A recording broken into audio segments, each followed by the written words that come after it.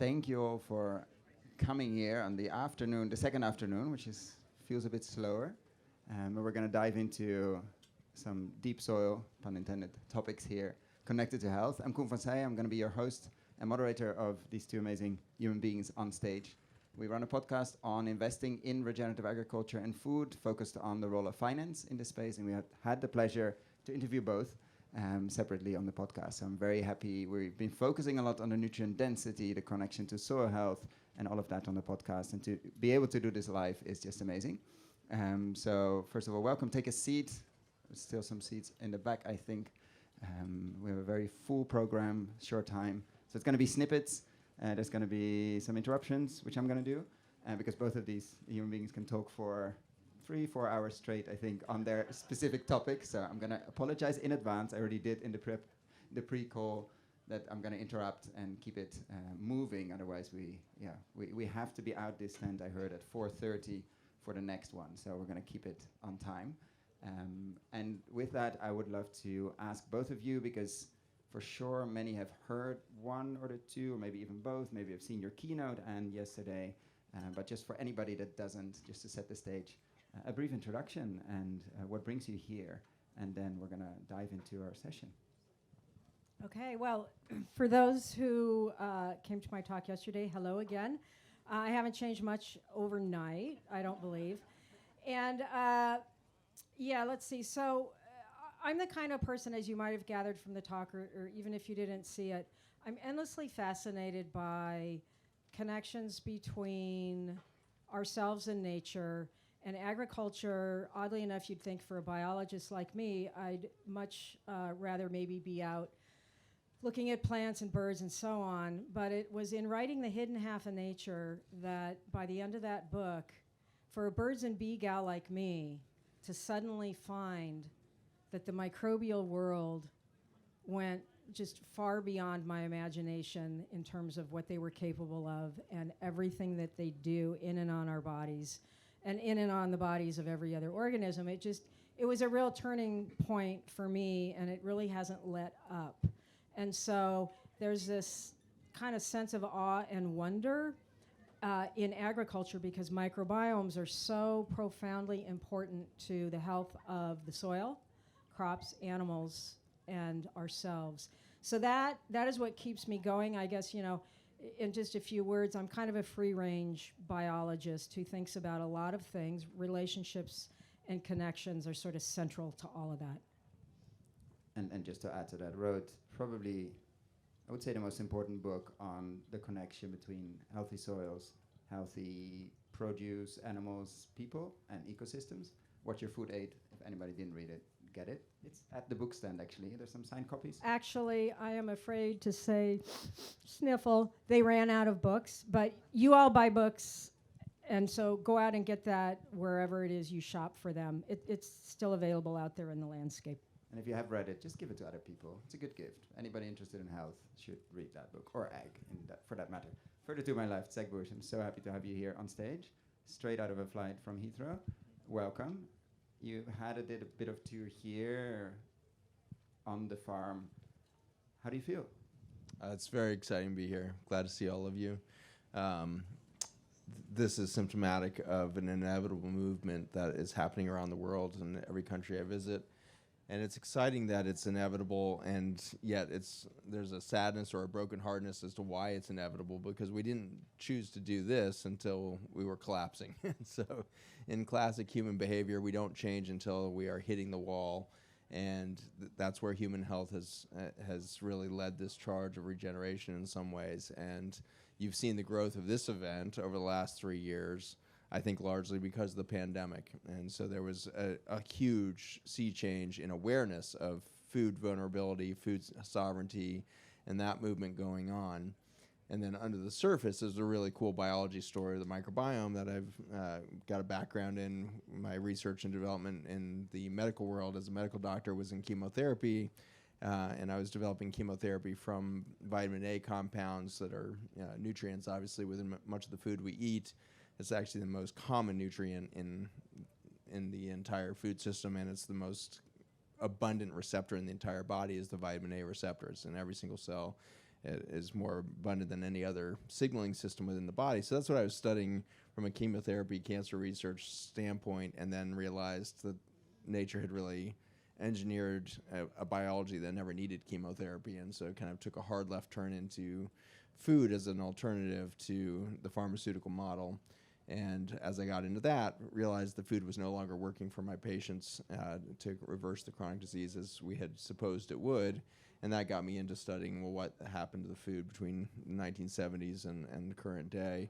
And that was my debut into not only the collapse of nutrients and the metabolism within soil and plants, but also this debut of so many chemicals that now are carried in our food system. So for the last 13 years, I've been running a biotech company and laboratory that's right in the space of understanding the intersection between herbicides, pesticides, the human microbiome, and the genomics of the cell, as well as the metabolism, which is the mitochondria that live inside our cells, small little microbes that live inside the cells to generate energy within the human system.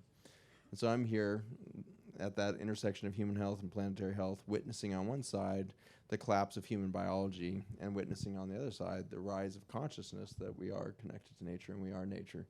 And so that's why we're all here, I think, is ultimately to be part of this revolution. And I honor the UK for having such a vibrant event that is honoring all of us on every part of our journey, because obviously you don't wake up one day and become a regenerative agricultural expert. And there's a long journey to becoming a healthy soil system that we all have to be a part of. Every stakeholder in a society has to get engaged if this is going to become real.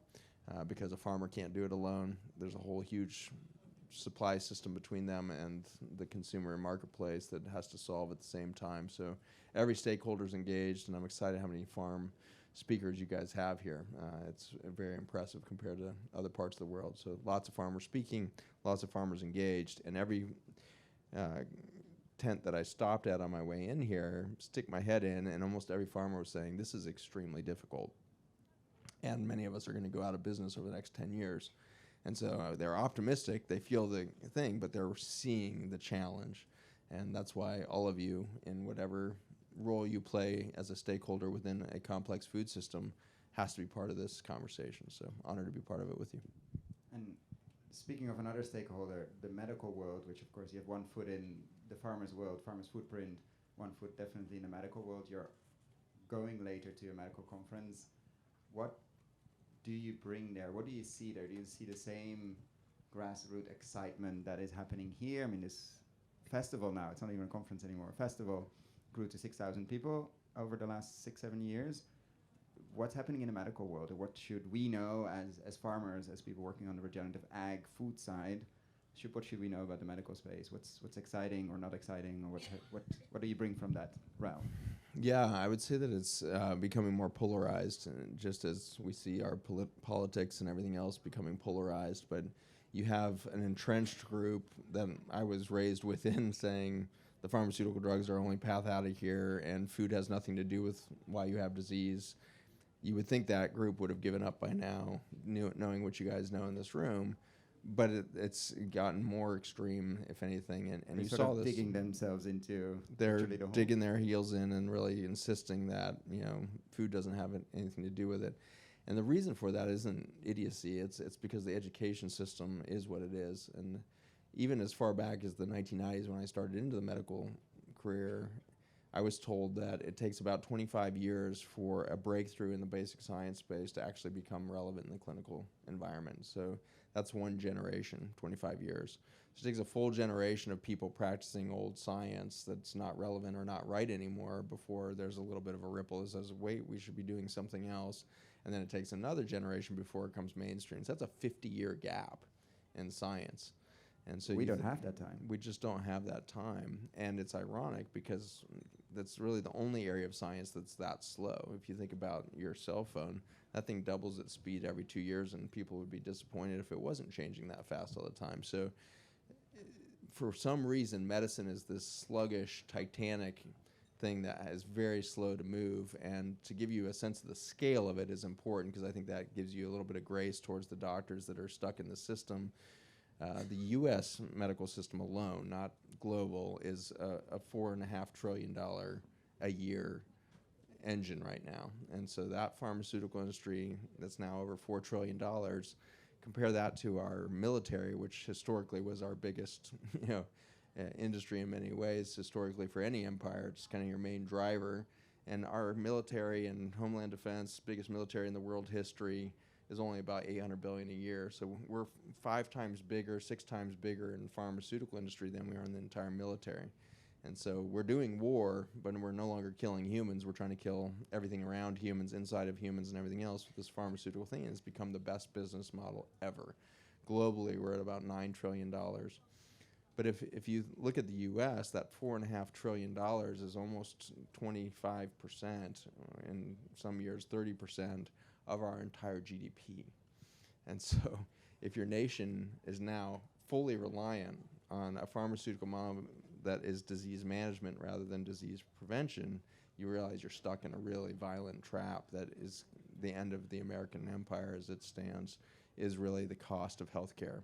It's driving our economy, but it's driving down our productivity. And so the U.S. doesn't produce anything anymore, unfortunately, in large amounts. We're really dependent on the rest of the world to produce food. All of our built world is imported from outside. You saw the pandemic happen. Within 3 weeks, we couldn't get a mask on any nurse in our country because we don't make masks, And so it's this insidious problem where you build an economy out of disease management and you ultimately fail. So we're on the brink in the United States, and we're going to drag most of the developed world with us, I think, as we go down the tubes here. And this is the solution. This is the counter-revolution to that epic adventure. And Anne, because I think for a long time, we in this space, and I'm using the very general we, have always said, of course the food from healthy soil is different. And then you got the response, yeah, but just show me the data or show me the proof. And you decided to go down that path, read 1,000 papers, which I'm very happy somebody did and not me, because they're mostly unreadable. But a lot of these things, as I read the book, seem to be, we've known many of these things for a long time. Maybe nobody has put the pearls of the chain together to understand, but a lot of these things have been observed, have been shown. You've done a peer-reviewed paper. Since the book came out, there's a question coming. Since the book came out, have you seen, from the places you've been invited, I mean, this is an obvious one, but from the medical world, for instance, have you been surprised at the invitations from where you and David, your partner, were invited to speak, to share what you've seen or what you've learned or what you have researched, or has it been relatively the standard Regen Ag conferences, etc.? I suppose it's been kind of a little bit of both. All farming, I guess farming is not a monolithic, monocultural thing at all. And the more that David and I have spoken at conferences and with farmers, you begin to see sort of some common ground. I mean, some of the things that Zach was saying about why groups and groups like this and organizations like Groundswell have come about it's because the mainstream stuff isn't working anymore. And so even though I may go to an organic conference or a conventional farming conference, it's interesting to me to hear that both farming systems are saying the way we're doing it, it's not working. The organic people are not happy with, at least in the U.S., with the way that standards are implemented. I mean, the government board that's in charge of that stuff has become very problematic. And then on the conventional side, they're really tired. Farmers are really tired of paying an inordinate amount of the money that they bring in. It just turns right over to be purchasing more inputs for next year. And so there definitely is a hunger for change in both medicine and agriculture for people, for things that work and that actually do improve the quality of our lives, which we are seeing increasingly connected to the quality of our environment. And so I'm not sure I exactly answered your question, but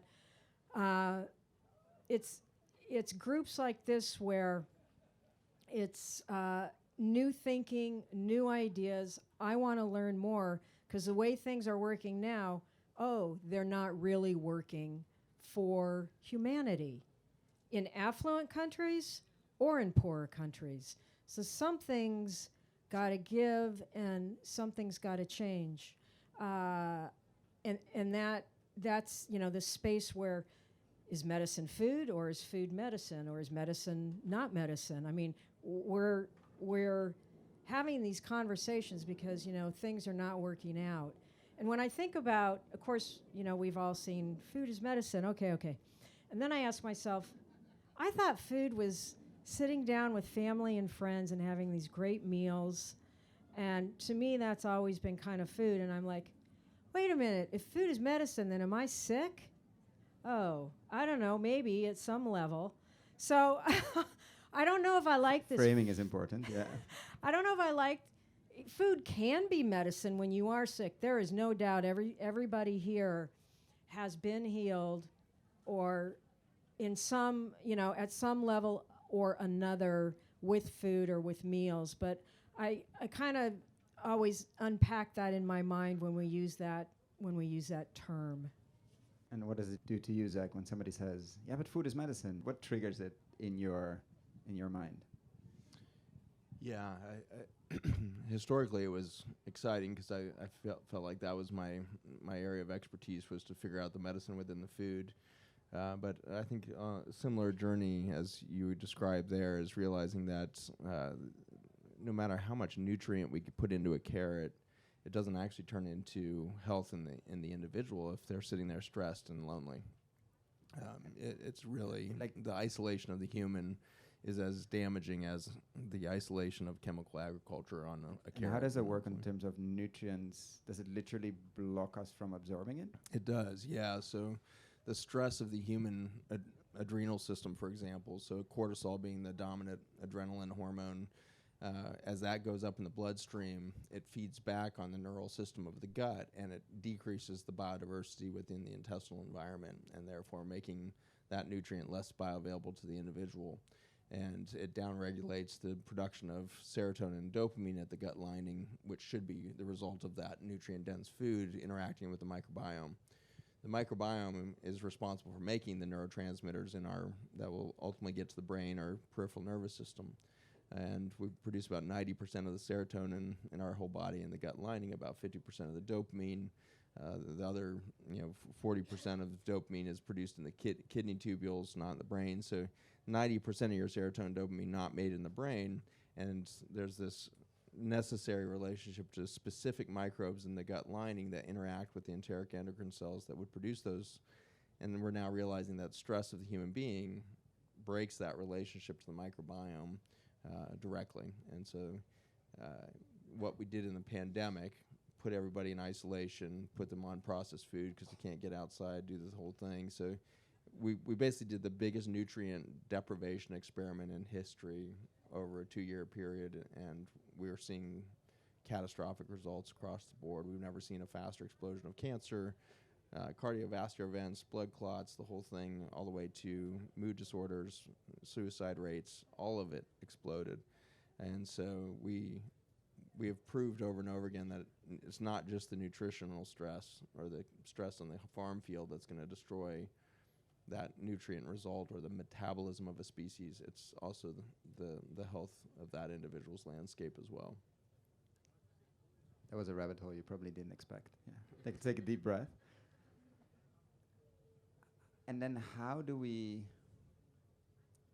I would say, like almost when the science and the medical world says, okay, show me the papers, the peer-reviewed papers, how would you test this? Or how would you, if you had a magic wand and could design, of course, maybe without a control group because that would be cruel, but design a research to show like almost full diet coming from super healthy soil farms, but also this stress piece.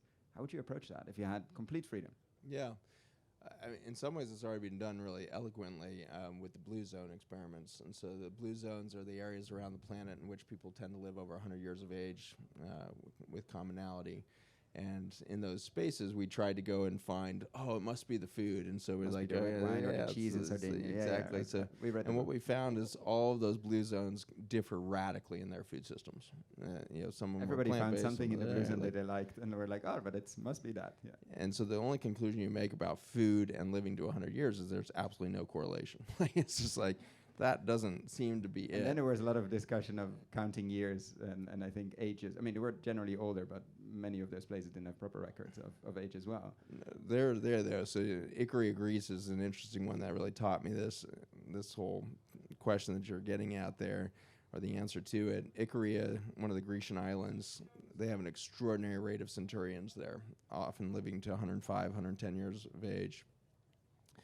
And what you can say about the food in general is that it's real food. So none of the blue zones have a primary diet of processed food. But what types of food and how they eat it, and whether it's raw or fermented or whatever, all that's radically different. But I was trying to make some conclusions with this group out of Ikaria, about their microbiome and the nutrient density and all this. And I gave this eloquent monologue, and I was crying. It was so beautiful. It was just this really poetry in motion, if you were to ask me. So I gave this incredible monologue, and the elder from Ikaria says, "Well, that's very interesting, doctor, but you're completely wrong." And how did you feel?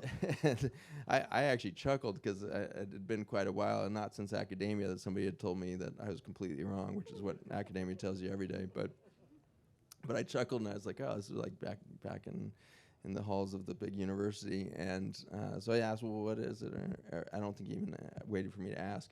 He said that the reason why we live long in Ikaria is not because of what we eat, but it's because we always set an extra chair at the dinner table, hoping that somebody we don't know shows up to share a meal with us. And in Ikaria, we never ask each other, "What did you eat last night?" But we always ask every morning, "Who did you eat with last night?" And that was a big shift for me, of realizing that food is, in fact, the focus of fellowship, and it's not really medicine in the end unless it's shared. And that's a very intriguing thought, and really plays out well in your American demographics, in that 35% of meals in the United States is now eaten alone behind a steering wheel.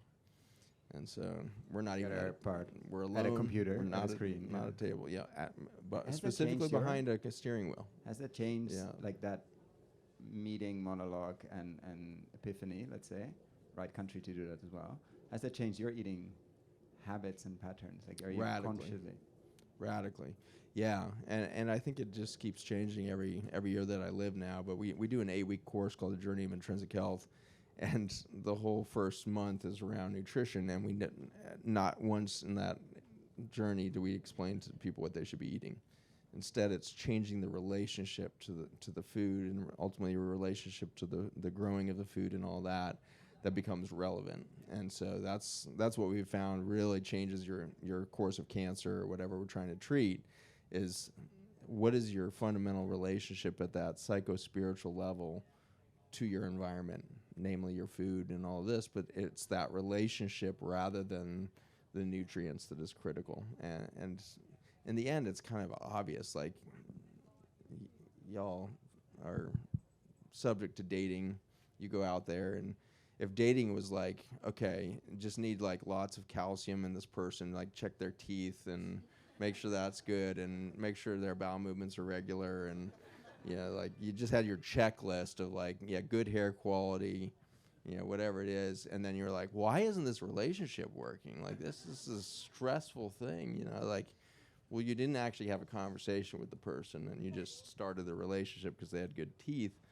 That's basically what we're doing with food right now, is we've decided like good food is high calcium, blah, blah, blah, and we've been so reductionist that we aren't even tasting, smelling, moving into a state of gratitude over that which we're putting in our bodies. And so for me, it's just every day that I study the microbiome in my laboratory, it moves me back to this sense of awe and reverence for the relationship we have to this environment, and it becomes less and less prescriptive every day and more curious as to what have I missed being alive for that first half a century. What am I going to do differently for the next half of my century as I move to that centurion that I want to be? I'm going to be much more focused on the relationship rather than the constituents of that which I'm moving into relationship with. I'm not going to ask you about dating life because we need David on stage as well. But what has this journey, I think I asked it on the podcast as well, what changed in your eating and in your, with whom do you put extra chairs? Like has this 4 books now that 2 you were very much part of and the other 2 for sure as well, because it's not that one person in the household writes a book and the other one doesn't get all the manuscripts, I think. How has that shaped your eating practice and relationships? I think I've always been a person, certainly from my 20s on, interested in food. And that may have been, I mean, there were some early seeds of that, a little bit anyway. So I was a person who grew up in the 1970s outside of Denver, both working parents. And my father cooked, which was a little bit unusual. And he used to, in the morning, he'd put all these things in the crock pot. He'd chop up the carrots, the onions, the beef, potatoes, and then it would be ready. And I always liked to watch him cook and put the things in the crock pot. And then I would come and kind of, I don't think you're really supposed to do this with a crock pot, but I'd open up the lid. And what's happening in here? Is it done yet? It's a pressure cooker, right? Yeah. It was not a pressure cooker. It was an electric thing. So stuff was not exploding around the kitchen. But so I just became very interested in food. And I don't think as a kid I thought, I had 2 brothers and I didn't particularly like them. I wanted sisters. So I'm not sure I really appreciated sitting around eating the beef stew with my brothers. But anyway, we did, because that's when dinner was served. We were not like, if you don't like beef stew, here, I'll make you something else. No. Beef stew is what we're all having, you too. And so that was kind of the initial just observations of food. I don't think I thought of it too much about whom I was eating it with. And then I got to college and I had a really interesting experience.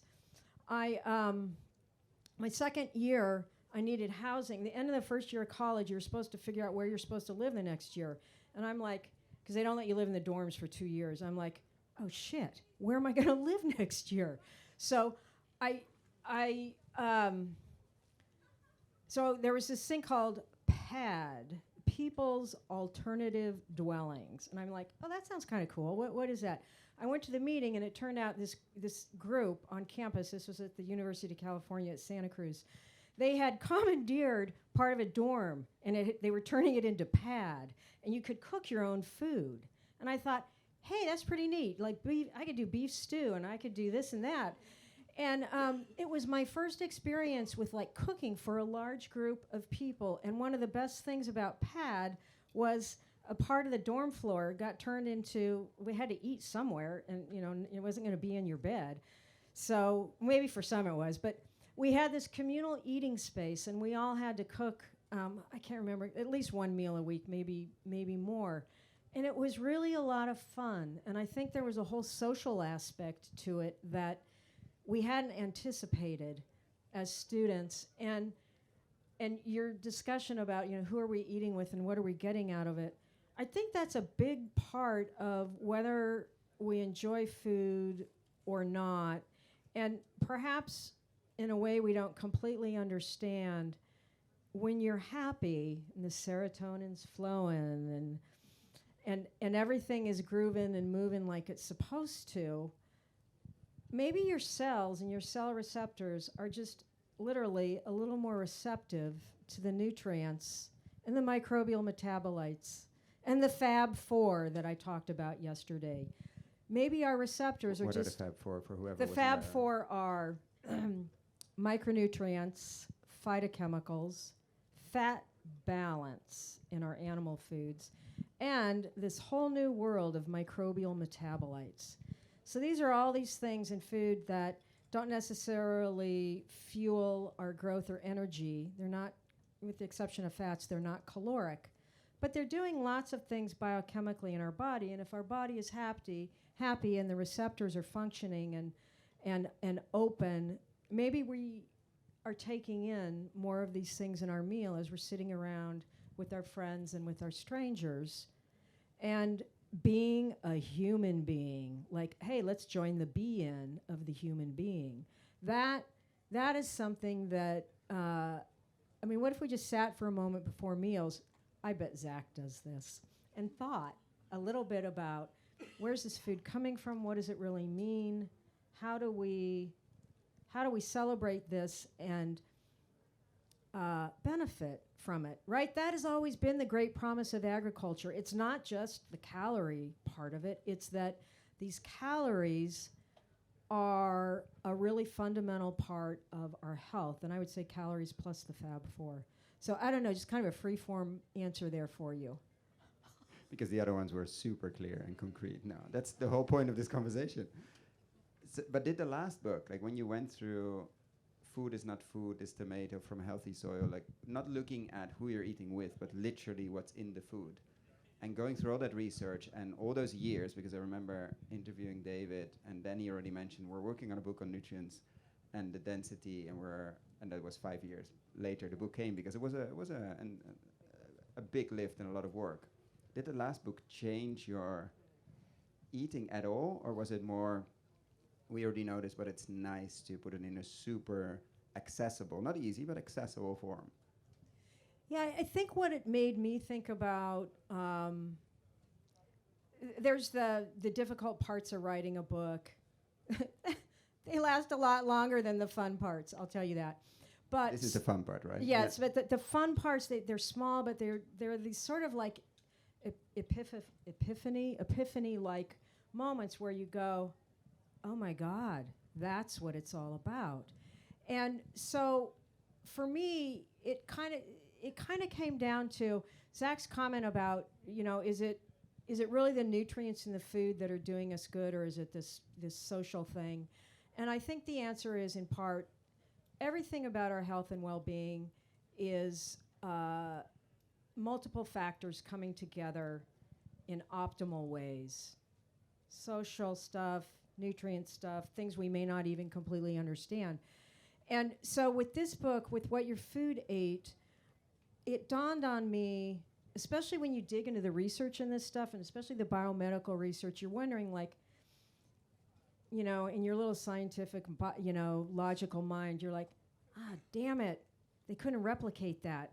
Or what is with all these human trials? None of this stuff is like really like cut and dried, black and white. How come? What's going on? This is frustrating. And then you realize, lo and behold, there is a lot of biological diversity out there among people, plants, animals, and all of that. And so my epiphany was, this is the power and strength of omnivory. This, in part, is why an omnivorous diet is so important for people, because depending on where we are in our life stage and gender and stress situations, our body wisdom can kind of direct us to the things that can help, I think, keep our bodies on the right track. So it was kind of an epiphany to me that variability is really our strength, but we have to be able to listen to it and interpret it and then act on it. And in some ways, I really do wish I was a ruminant out there in a beautiful pasture, because nobody's harping at me about what to frickin' eat, right? I've got my body wisdom. I've got the botanical world. I've got the sunshine. I've got my mates. I've got water. It's all there. And it's hard as a human being, because modernity has just irrevocably kind of changed our environment, and we're bombarded in the grocery store with the boxes and the bags and things like that. So as much as possible, Koen, I try and remember I'm a human being, and like, could you please get in touch with your inner ruminant and just go with that? So, and I'm really appreciating variability and what that can mean. And it is sort of like a load off of my shoulders when I get irritated with, the results of that study aren't replicatable. Yeah, because human beings are variable. Even those little rodents in the laboratories, even they're variable. And you can only do so much with all that variability, but then you're back to body wisdom, innate biology, and what we can learn every day about who we are and how we function and what we need. it almost feels like very advanced farmers on a regenerative journey that can sense and feel, hopefully also their body, but definitely their fields, their forests, what is needed. I know some stories of people walk in the field and sense what is really needed and connect that. And that might sound out there for some, but it's definitely in the field for many, and there's no sensor that can help with that. What do you learn from that, Zach, in terms of, I think you compared the high-intensive chemical farm with an ICU at some point. Like, what do you take from the sensing what is needed in a field like that, or what is needed in a herd like that? What do you bring, for instance, to the medical conference you go to in a couple of days? What message or what lessons learned or views? Yeah, for a medical audience or for a food consumer audience or food growers, whatever we are, it's a very interesting, almost reverse dichotomy there with cost versus health. And so the cost of the individual goes up radically as their health goes down. And so in an ICU, it's pretty easy for me to spend $25,000 a day on one patient versus their healthy counterpart might cost me $25 to take care of them. So 1,000-fold difference in cost of keeping that person in what would be considered a livable state. And so that is the same thing in a farm field that's driving this regenerative movement, is that the cost of that farm goes up every year if you're in that ICU mentality of I need to kill everything to make my corn grow, or I need to kill everything so that my soybean is the only thing growing. And so in that same way, I need to kill everything around the human so that they can not have any competition for nutrients or calories. This is the mentality of the ICU environment. And so if you wake up every morning wondering what to kill so that you can survive, you end up with a very high-cost life. If you wake up wondering what you can help to make live around you each day, your cost goes down. And for a society that is so extractive for every bit of wealth that we achieve, we will simply do less damage on the planet when we are not doing an ICU approach to life. And so we have to make that decision quite quickly now, because as we know in the ICU, you can only really stay alive in an ICU for a couple weeks, and then the fatalities go through the roof. You're at 80-90% mortality if you're in an ICU for a month or something like that. So you got to, if you're going to touch an ICU, you got to get out of there quick if you're going to survive. And so we've now got a whole planet on ICU care, and we got to get out of there quickly if we're going to, truncate this sixth extinction that's rolling on us right now. So we have precious few decades right now to reverse out of our ICU experience and shift into this low cost of care of human life. And fortunately, we all have it within us. We have that code written in us as to how to live that way. We are all indigenous and endogenous to this planet. And so we have an indigenous culture and memory of our relationship to food, our relationship to soil, our relationship with the seasons, our relationship to the cycles of the moon, our relationships to any element of nature. That is still baked down into our genetics. We still remember how to do all of that. And so that's what's starting to emerge, I think, from what you guys are all a part of right now. There's an emergent future that's happening that's really coming from the past. And so the regenerative agricultural movement is really a remembering of who we are and a remembering of our relationships to nature, food, and the like. Yeah, absolutely. Amen there, brother. So on that note, I think that it was realizing that we're indigenous and endogenous at the same time, and that much of what maybe is happening here is something is triggering our gene expression to remember who we are and where we came from. And I don't know what it is, but it's really important because we have these ancient traditions, take cover cropping or fermentation, what have you, and maybe way back when we didn't understand everything that was happening with cover cropping and fermentation. All we knew was that, hey, we like these outcomes. We like soil fertility after we cover crop. We like being able to eat dairy without it going off because it's been fermented, or sauerkraut or something like that. So as much as we might think that this, what we call regenerative, is new, a lot of this is really old, and we've just forgotten it. And so it's kind of like reaching back into our ancestry, wherever that ancestry may have been, and pulling it back forward and saying, this is what we have today, and how are we going to marry this with the best science to get ourselves out of the ICU? Because that's kind of all we got at this point. You know, the agrochemicals and the pharmaceuticals, they only take you so far. That stuff is good if you've got an acute, like, one-time problem, but in the long run, to keep using that stuff over and over the long run to compensate for body wisdom, for a ruminant's innate biology, human innate biology, we're not going to get there in the long run and have much of a future unless we start remembering what we've forgotten and begin to incorporate it again into farming, into how we eat, what we eat, everything.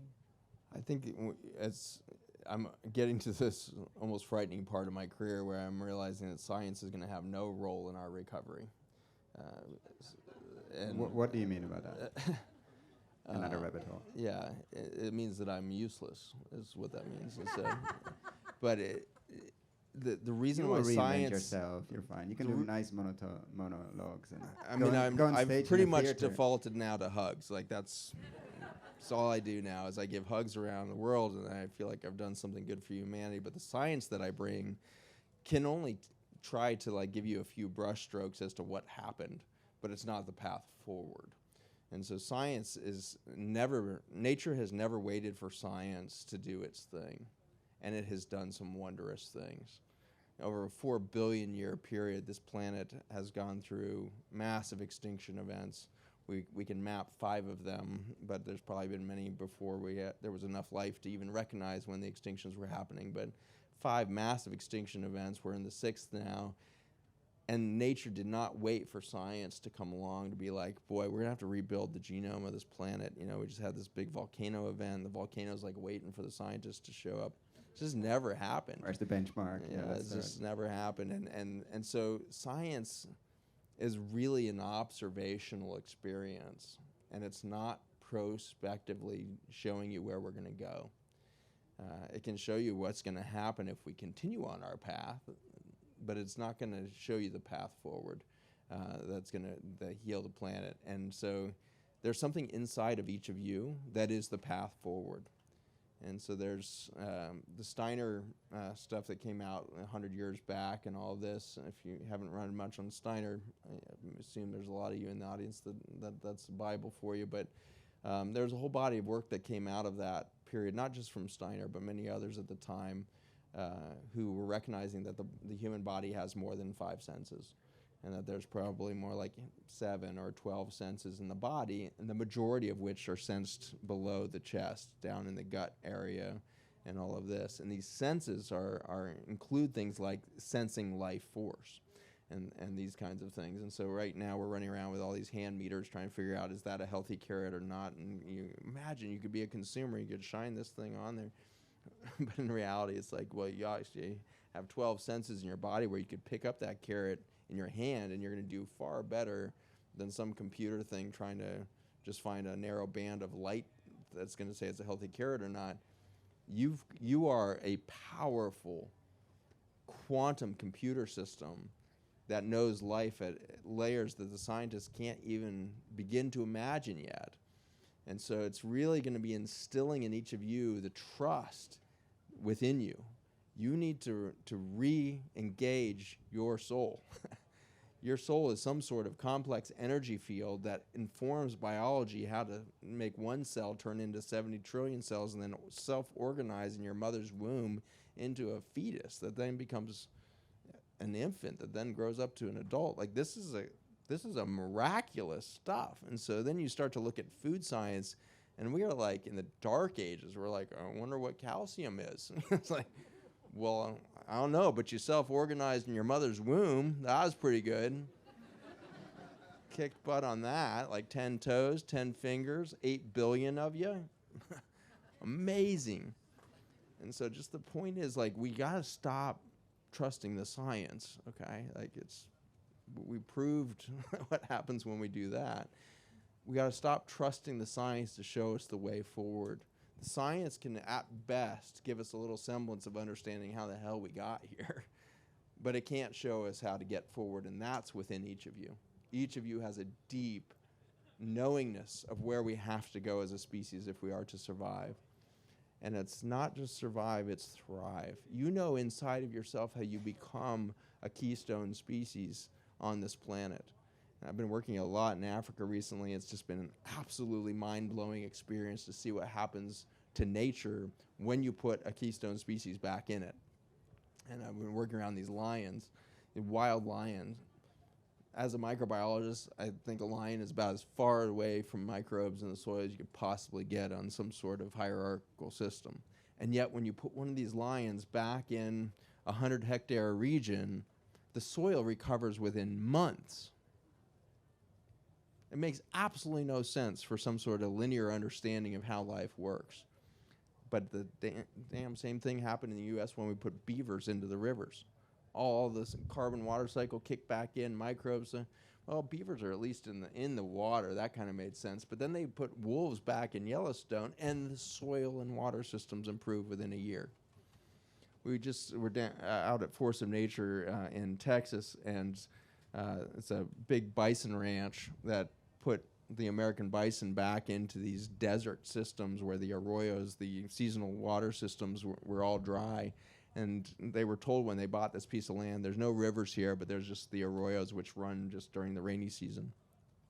1 year of those bison being back on the land, and they have year-round rivers running on that. Those are keystone species. The elephants, the beaver, the thing.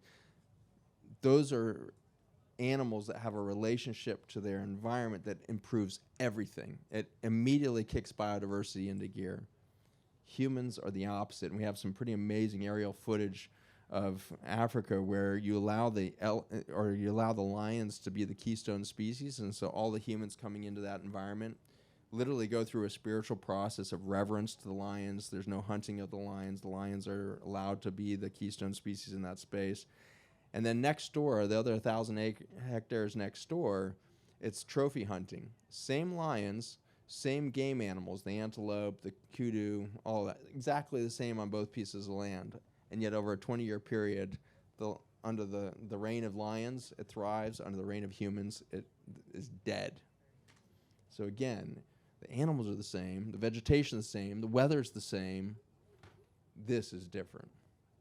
The lion, king of the jungle, as is said, understands and reverences the life around it and sees itself as a nurturer to the life around it rather than a destroyer or an extractor. We are not acting as a keystone species on this planet right now. We are acting as a cancer would act upon a large organism. But we have the option to shift. And so what you guys are really doing in the regenerative movement is becoming a keystone species. When a farmer walks out on his land and the soil improves underneath their feet, it's usually a woman. That is a keystone species. That's a human stepping into our full potential to be a co-creator on this planet. Thank you for that.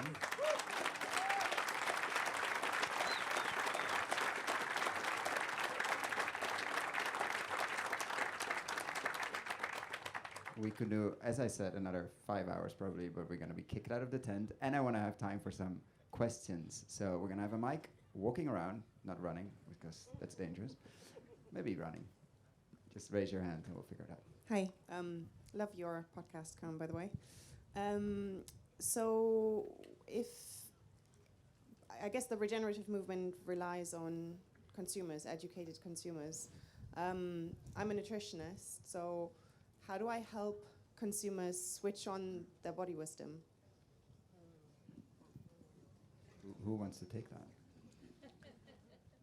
I mean, probably both of us could provide comments on that. And I think, first of all, it probably takes a person who wants to know, first of all. So there's this kind of an awareness piece that not feeling great, not feeling right. I don't know what's wrong. I'm coming to you, the nutritionist. And I think part of it is, I don't know if I agree entirely with you, Zach, on the science part, because I think it depends on the kind of scientist and how we use science. And there's a humility part of it, and it's very observational, and it's kind of standing back and asking questions with regard to, what is this, how should this inform our thinking and our actions, as opposed to, we're just going to take this and run with it. The nuclear bomb, GMOs, all of this stuff. So I think there's different kinds of scientists, and that maybe science hasn't been deployed appropriately for the benefit of humanity in all cases. But that takes a careful scientist. That's not your run-of-the-mill scientist at all, maybe, who thinks that way. But it makes me think, so how does that relate to your question, is kind of building an awareness, taking some time to kind of probe yourself about, well, what is kind of, eating me up that I don't understand, and what does maybe my diet and food have to do with that? So I think there's kind of a sort of basic education where somebody sees some sort of fundamental connections that maybe they hadn't seen before. Because it's like that with everything. We don't know everything our whole lives. We're always at some kind of very basic learning step. And as we begin to sort of, I talked yesterday about what your food ate was kind of building an onion back up. And so we get these slivers of onion that come around, and then we begin to see a bigger picture of things. And then we're more capable of maybe tackling the reason that we came to see a nutritionist. So I think I'm a big fan of education, and not so much like, here's facts and knowledge you need to know, but this, stimulating your ideas, your own ideas, what's in your own mind, because ultimately, you're the one who's in charge of the way you farm, what you do on this planet, what you do with your life. And I think we have to seed that we have to seed that in ways that will lead to solutions. And solutions are different all over, because we're all different kind of people when it comes to diet and food and how it affects us. I would say that, similar maybe, that the nutritionist is going to have to forget everything they were taught in nutrition school, first of all, because obviously it was a reductionist approach to a very complex science that we have a vague understanding of at best.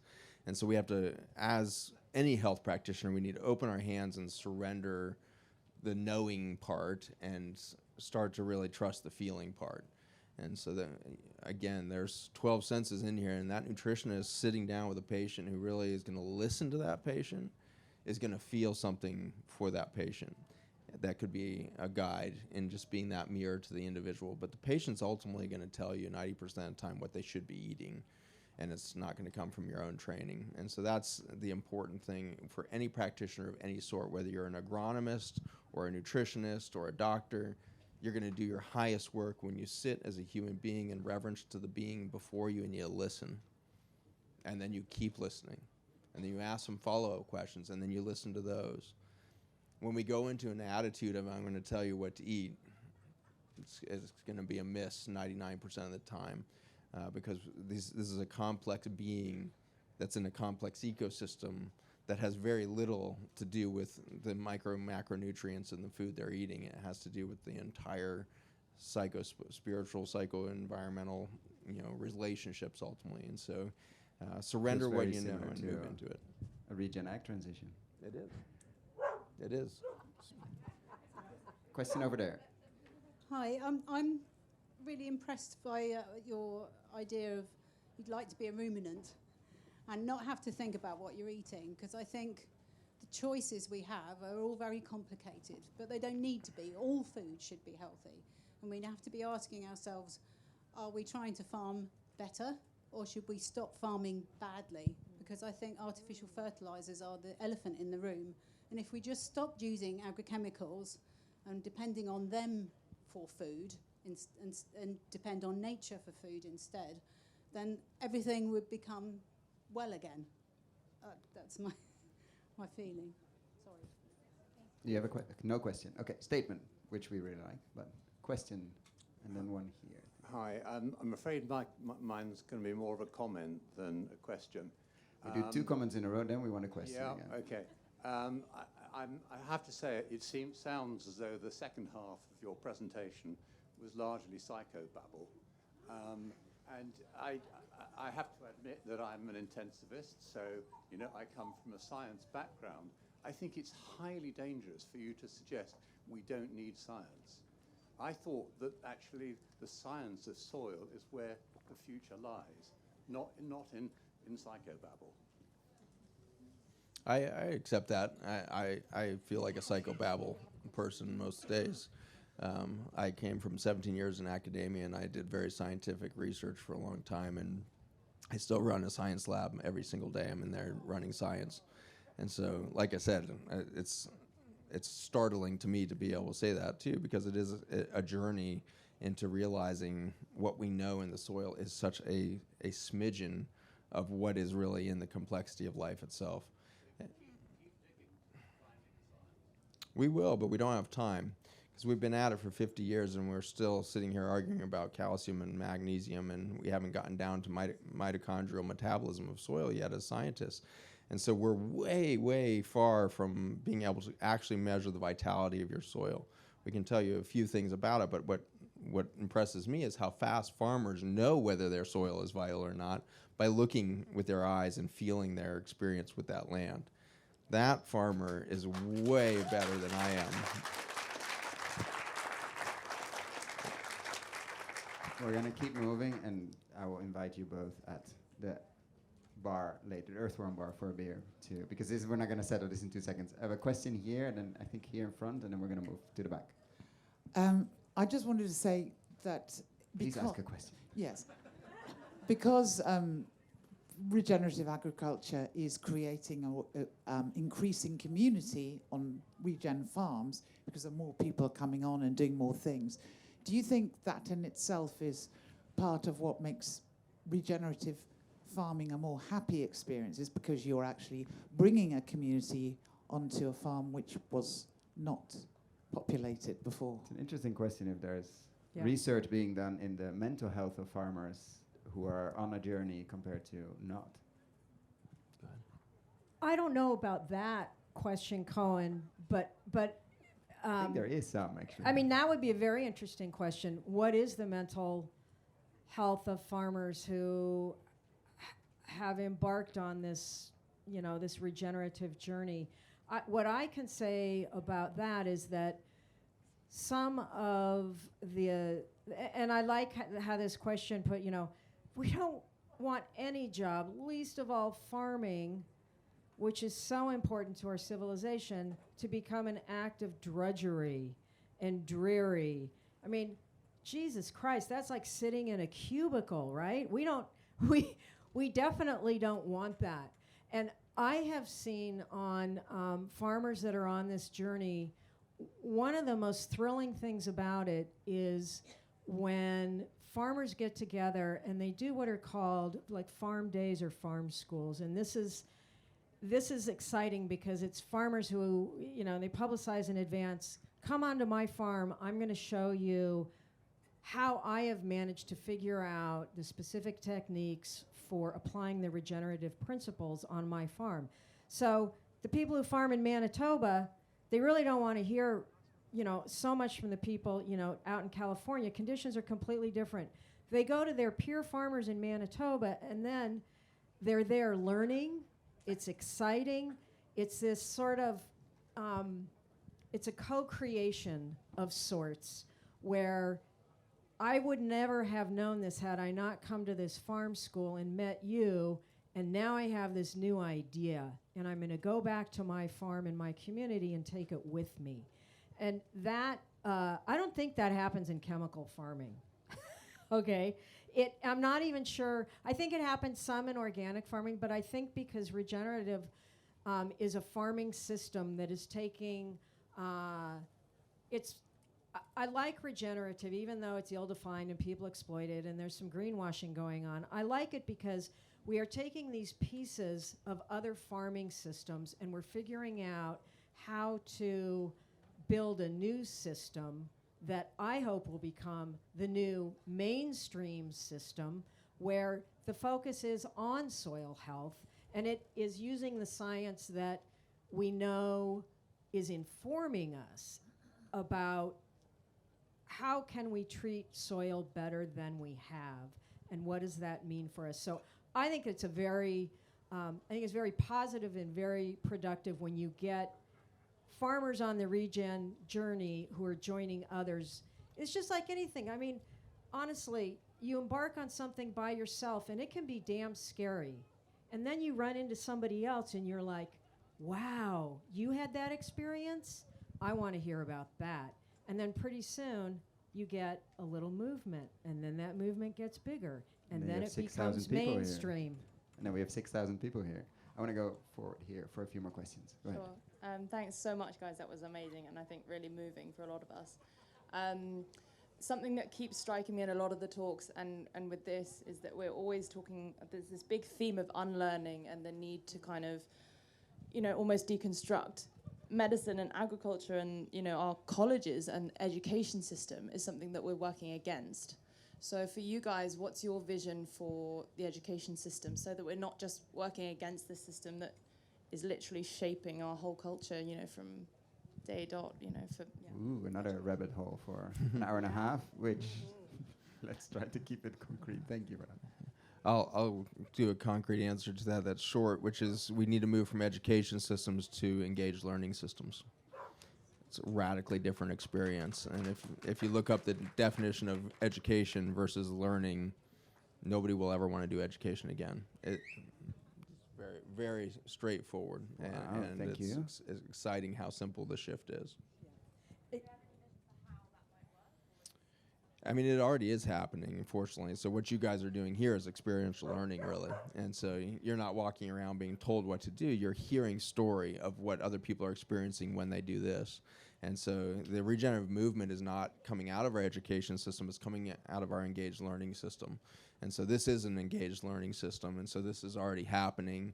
We're seeing the food movement start less and less coming out of the university agronomics and more out of this grassroots awareness of change and shift that needs to happen for farms to survive and become thriving economic centers again. So that's a big piece of it on this food and ag system. You're already doing it.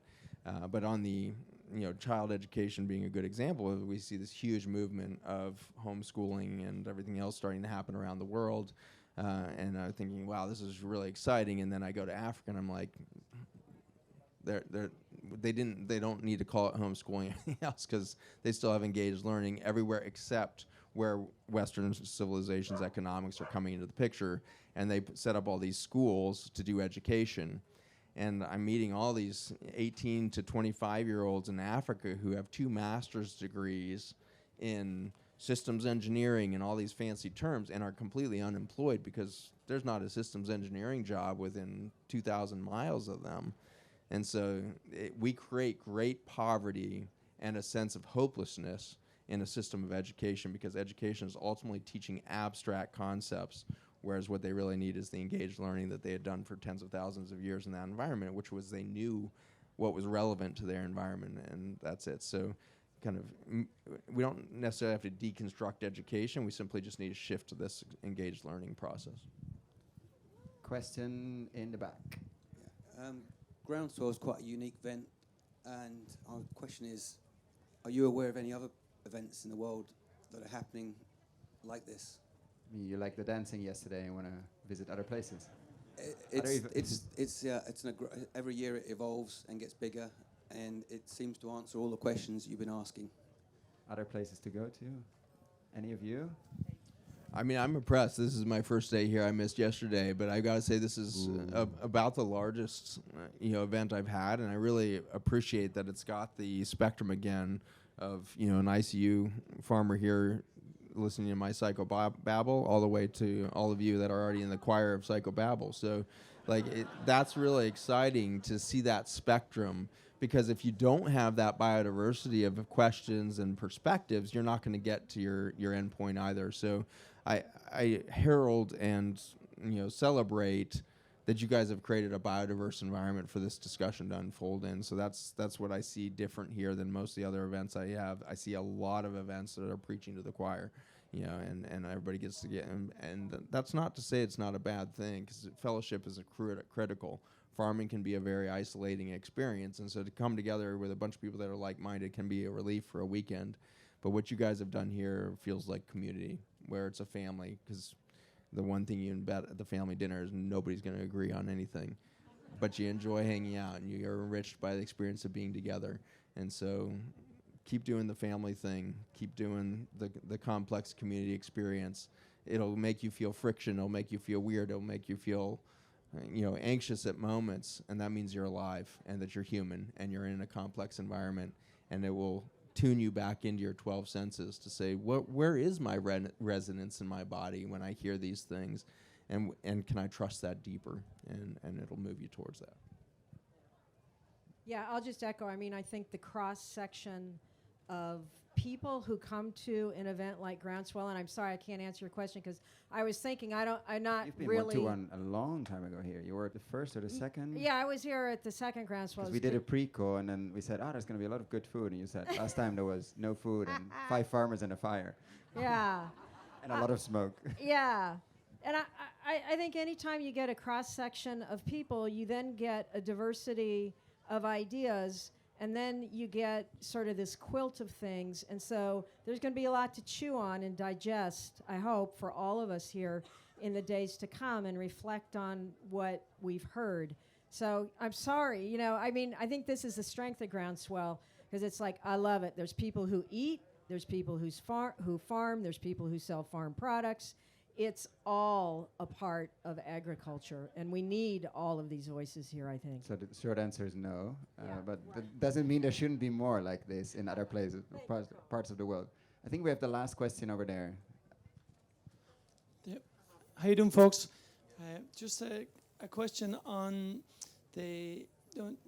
regarding the food that our animals eat. A lot of it is genetically modified.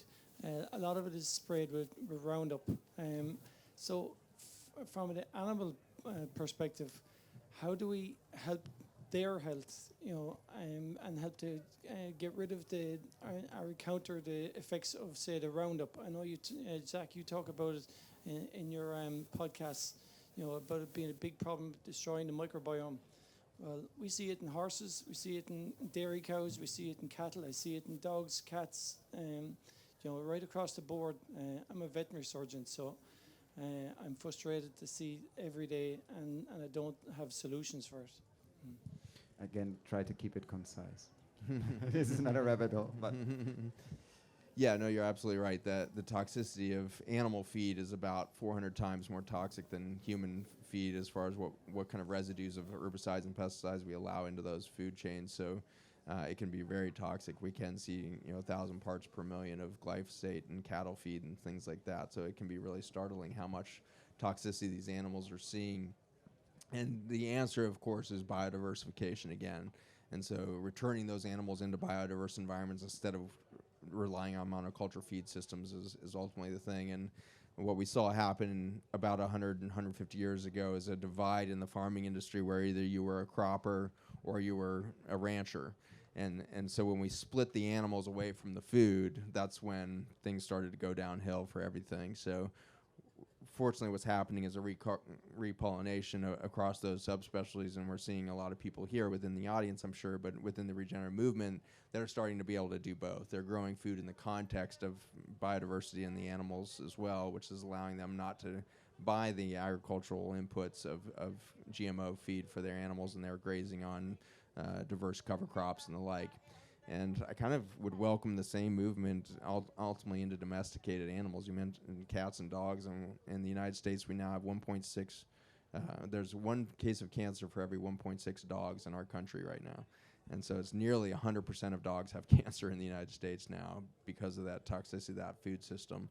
And so I would like to see a rewilding of our domestic animals as well. We need to realize we have a relationship to nature that we don't have to palliate by domesticating animals in our household. And I think that would be a nice movement to see. As much as I love a dog, a wolf would be a good step probably.